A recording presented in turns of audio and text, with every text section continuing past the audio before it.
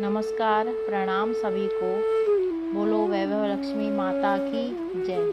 अब मैं आपको वैभव लक्ष्मी माता की व्रत की कथा सुनाने जा रही हूँ। यान्तु देवगणा सर्वे पूजा माँ दया माम कीम इष्ट कामयम समृद्ध्यर्थ पुनरागमय च। हे गजलक्ष्मी माँ, जगत कल्याण करने वाली, सबकी झोलियाँ भरने वाली, मेरा भी कल्याण करना। हे ऐश्वर्य लक्ष्मी माँ, जगत कल्याण करने वाली, सबकी झोलियाँ भरने वाली, मेरा भी कल्याण करना। हे अधिलक्ष्मी माँ, जगत कल्याण करने वाली, सबकी झोलियाँ भरने वाली, मेरा भी कल्याण करना। हे विजय लक्ष्मी माँ, जगत कल्याण करने वाली, सबकी झोलियाँ भरने वाली, मेरा भी कल्याण करना। हे धन लक्ष्मी माँ, जगत कल्याण करने वाली, सबकी झोलियाँ भरने वाली, मेरा भी कल्याण करना। हे वीर लक्ष्मी माँ, जगत कल्याण करने वाली, सबकी झोलियाँ भरने वाली, मेरा भी कल्याण करना। हे संतान लक्ष्मी माँ, जगत कल्याण करने वाली, सबकी झोलियाँ भरने वाली, मेरा भी कल्याण करना। बोलो वैभव लक्ष्मी माता की जय।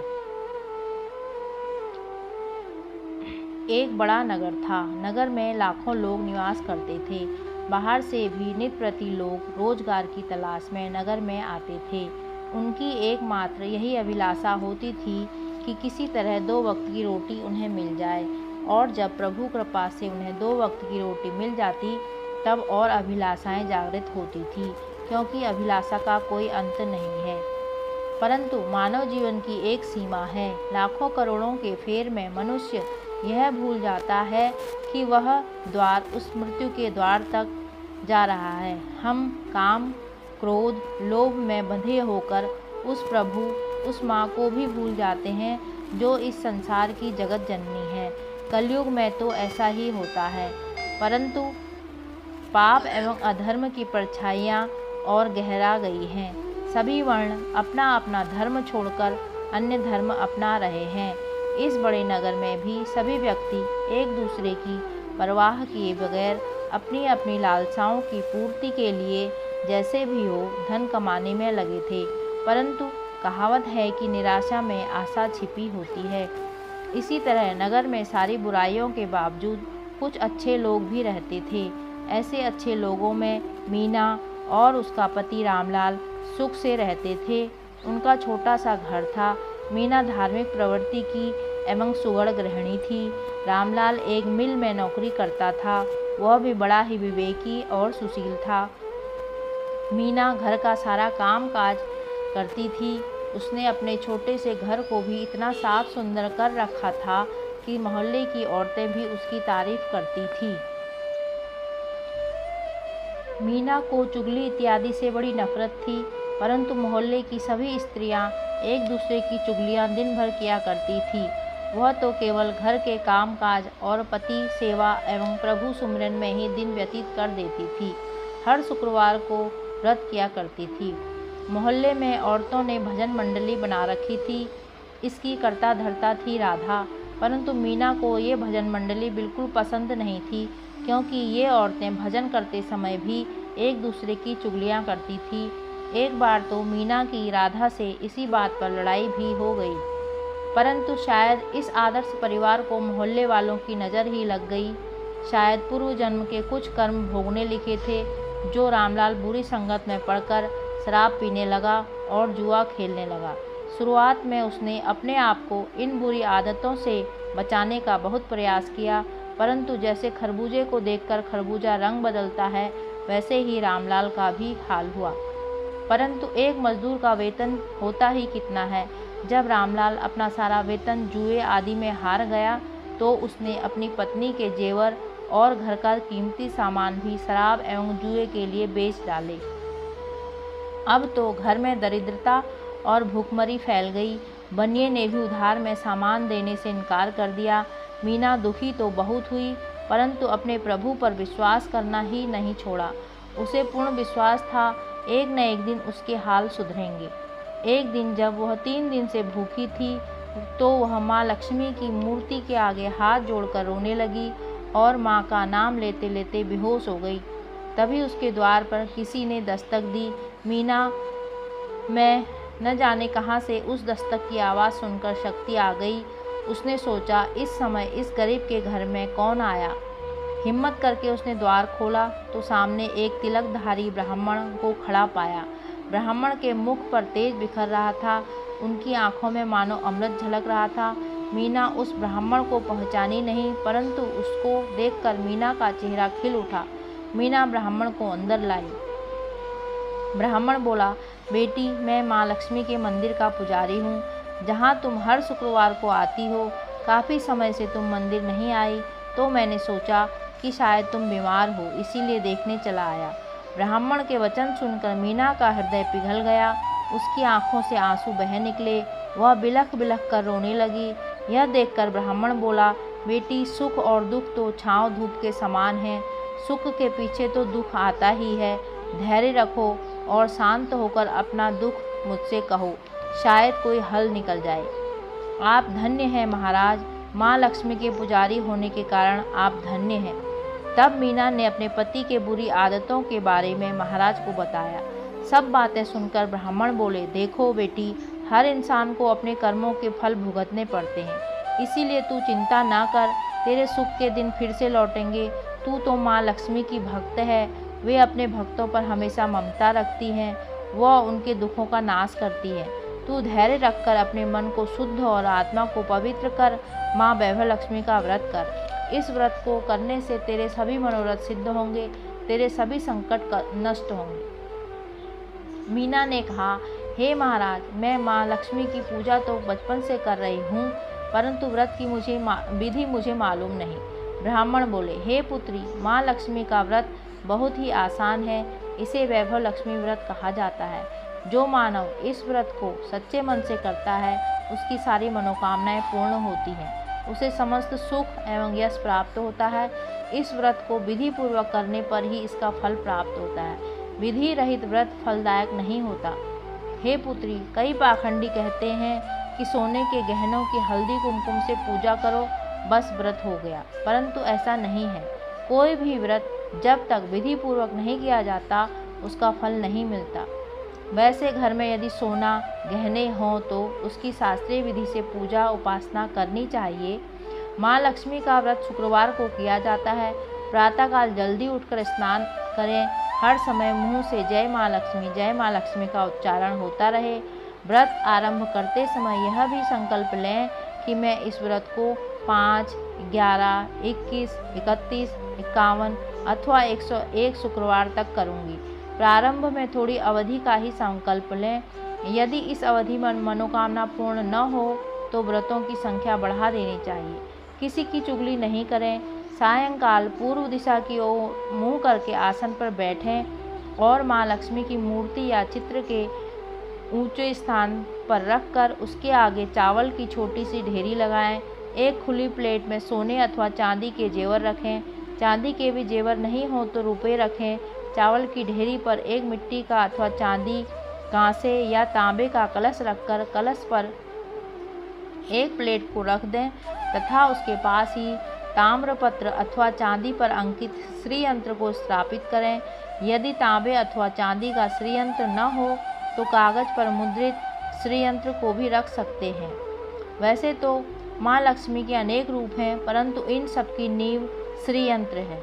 अतः वैभव लक्ष्मी में पूजन करते वक्त सर्वप्रथम श्री यंत्र और लक्ष्मी जी के विविध स्वरूपों का सच्चे मन से दर्शन करें।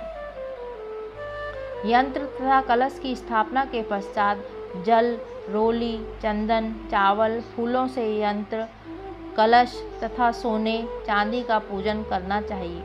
अगरबत्ती जलाकर धूप देनी चाहिए तथा श्री यंत्र के पास ही दीपक जलाना चाहिए। इसके पश्चात लक्ष्मी स्तोत्र का पाठ करना चाहिए।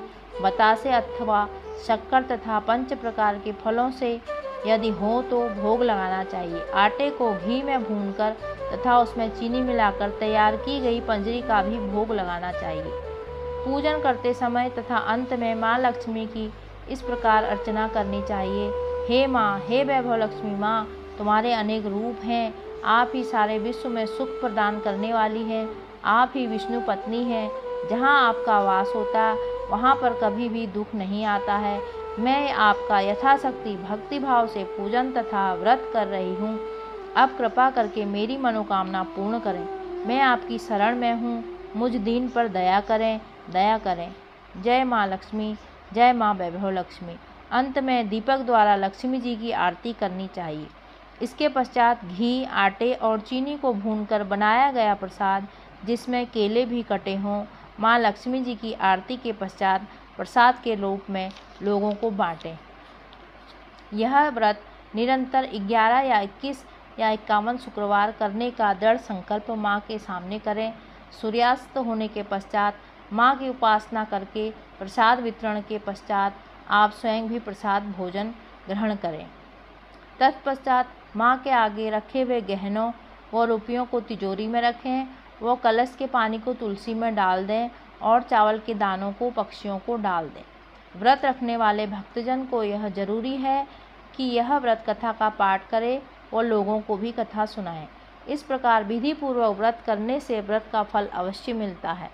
माँ लक्ष्मी उस मनुष्य का कल्याण अवश्य करती है। वह मानव सभी कष्टों से दूर होकर धन एवं संतान लाभ इत्यादि को प्राप्त करता है। स्त्री का सुहाग व कुमारी लड़की को मन भावन वर मिलता है। जब व्रत संपूर्ण हो जाए अर्थात आखिरी व्रत के दिन शुक्रवार व्रत की शास्त्रीय विधि द्वारा उद्यापन करना चाहिए। आखिरी व्रत के दिन खीर या नैवेद्य बनाएं। पूजन विधि हर शुक्रवार की तरह करें। पूजन विधि के पश्चात श्रीफल को फोड़ें और कम से कम कुंवारी कन्याओं को कुमकुम का तिलक लगा करके भोजन इत्यादि कराएं। फिर उन्हें एक श्री वैभव लक्ष्मी व्रत कथा की पुस्तक उपहार में दें और साथ ही सभी रिश्तेदारों व पड़ोसियों को भी एक एक पुस्तक उपहार में दें। वह उनसे भी माँ वैभव लक्ष्मी व्रत करने को कहें। कम से कम 7 वो अपनी श्रद्धा अनुसार जितनी पुस्तक हो भेंट में दें। इस व्रत में वैभव लक्ष्मी व्रत कथा की पुस्तक के दान का बड़ा ही महत्व है। इस पुस्तक के पढ़ने से दूसरों को भी व्रत करने की प्रेरणा मिलती है। इसका पुण्य भी पुस्तक बांटने वाले को मिलता है। फिर लक्ष्मी जी की प्रतिमा और श्रीयंत्र के आगे हाथ जोड़कर प्रणाम करें और तरह तरह से स्तुति करते हुए कहें, हे माँ लक्ष्मी, आपकी कृपा से संतानहीन को संतान, धनहीन को धन, भाग्य जिससे विमुख हो गया हो उसे भाग्य विधाता बना देती हो। आपकी ही कृपा से मैंने आपका ये व्रत पूर्ण किया है। अतः हे माँ, मेरी सभी चिंताओं को दूर करो, मेरी सभी कामनाएं पूर्ण करो। इस तरह माँ लक्ष्मी के विविध रूपों की स्तुति करें। ब्राह्मण बोले, बस बेटी, यही हर प्राणी के कल्याण का मार्ग है। तुम भी इस व्रत को करो, जिससे तुम्हारे सभी कष्ट दूर हो जाएंगे। इतना कहकर पुजारी चले गए। मीना का रोम रोम खिल उठा। उसने भी पुजारी के कहे मुताबिक 21 शुक्रवार का व्रत रखने का मन में संकल्प लिया। अगले दिन शुक्रवार था। दूसरे दिन मीना ने सुबह स्नान करके स्वच्छ वस्त्र पहनकर श्रद्धाभाव से मन ही मन जय माँ लक्ष्मी की रटन लगने लगी। साथ ही उसने माँ का व्रत रखा। सारा दिन किसी की चुगली नहीं की। शाम हुई तो हाथ पैर धोकर मीना पूर्व दिशा में मुख करके बैठ गई। इस बुरे समय में मीना के पास रुपए पैसे कुछ न थे। बस उसके गले में भारतीय स्त्री के सुहाग का प्रतीक मंगलसूत्र ही था, जिसमें सोने का एक टुकड़ा था। मीना ने वह अपने गले से उतारकर उसे धोकर एक प्लेट में रखा। सामने चौकी पर रुमाल रखकर मुट्ठी भर चावल का ढेर रखा। उसके ऊपर वह प्लेट रख दी। फिर ब्राह्मण के कहे अनुसार हाथ जोड़कर लक्ष्मी स्तवन का पाठ किया। वह दीप धूप प्रज्वलित किए। घर में थोड़ी सी शक्कर थी, वह प्रसाद के रूप में रखकर वैभव लक्ष्मी का व्रत किया। पूजन के उपरांत पति के चरण छूकर उसे प्रसाद खिलाया तो उसके पति ने उसे प्यार से गले लगाया और बोला, मीना, तुम तो आज सचमुच ही देवी लग रही हो। मैं ही पापियों की संगत में पड़कर पापी हो गया था, परंतु आज मेरी आंखें खुल गई हैं। मुझे आज अपने भूल का एहसास हो रहा है। इसके पश्चात उसने भी माँ लक्ष्मी के सामने दंडवत प्रणाम करते हुए क्षमा मांगी और प्रतिज्ञा की कि आज से कभी भी बुरी वस्तुओं व बुरे लोगों की संगत में नहीं बैठूंगा। मीना बोली, मेरे स्वामी, माँ लक्ष्मी की कृपा से आप सुधर गए। आज मैं कितना प्रसन्न हूँ। माँ ने मेरा उल्टा घर फिर से बसा दिया। उसके पश्चात मीना ने पूरी श्रद्धा भक्ति से माँ लक्ष्मी के 21 शुक्रवार किए और उद्यापन कर 7 कुंवारी कन्याओं को भोजन कराया और 51 पुस्तकें। श्री वैभव लक्ष्मी व्रत की कुमकुम का टीका लगाकर सौभाग्यवती की इस तस्वीर को हाथ जोड़कर प्रेम भाव से प्रार्थना की, हे माँ, मैंने आपका वैभव लक्ष्मी व्रत करने की मन्नत मानी थी, वह आज पूर्ण हुई। हे माँ, मेरी समस्त विपत्तियों को हर कर मेरी संपूर्ण अभिलाषाओं को पूर्ण करो, सबका कल्याण करो, सबके हृदय में धर्म की ज्योत जलाओ। हे माँ, आपकी महिमा अपरंपार है। इस प्रकार माँ की अनेक प्रकार से स्तुति करके माँ को दंडवत किया। इस तरह श्रद्धापूर्वक शास्त्रीय विधि से व्रत करने से उसका पति पूर्ण रूप से बुरी संगत से छूटकर नेक रास्ते पर चलने लगा। कड़ी मेहनत करके वह मीना के सभी गहने छुड़ाकर घर ले आया और सुख से घर में रहने लगा। रामलाल ने भी वैभव लक्ष्मी माँ के 21 व्रत करने का संकल्प किया और पूरे 21 व्रत किए। उनके घर में सुख समृद्धि का वास हो गया। उन्हें देखकर गली मोहल्ले वालों ने भी श्री वैभव लक्ष्मी का व्रत किया। हे माँ वैभव लक्ष्मी, जैसे आप मीना पर प्रसन्न हुई, उसी प्रकार श्री वैभव लक्ष्मी माँ का व्रत करने वाले सब पर प्रसन्न होना, सबको सुख शांति समृद्धि देना। जय माँ लक्ष्मी, जय माँ वैभव लक्ष्मी। बोलो वैभव लक्ष्मी माता की जय।